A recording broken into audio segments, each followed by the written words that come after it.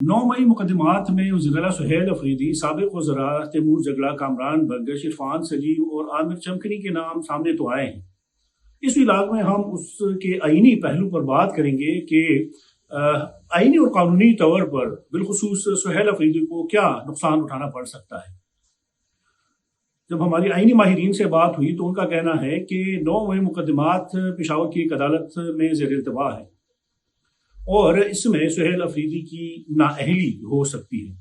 क्योंकि ये Punjab forensic science agency की रिपोर्ट सामने आई है। ये बतौर सबूत, बतौर शवाहिद अगर अदालत में पेश किए जाते हैं और उसी बुनियाद पर फैसला आता है तो सुहेल अफरीदी अपने मनसब से हाथ धो बैठेंगे और वो वजारत आला की कुर्सी पर नहीं रहेंगे।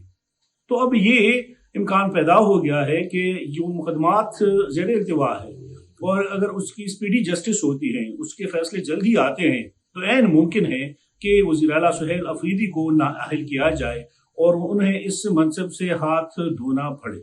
यूं एक बार फिर इस खैबर पख्तूनख्वा में जो एक यहाँ की पार्लिमानी सियासत है उसमें फिर से हलचल पैदा हो जाएगी और फिर से जो पार्टी के अंदर के लोग हैं वो इस मनसब को संभालने के लिए एक दूसरे के साथ राब्ते करेंगे। पहले से पार्टी तकसीम का शिकार है, लेकिन जो सबसे बहुत बड़ा नुकसान होगा पाकिस्तान तहरीक इंसाफ को या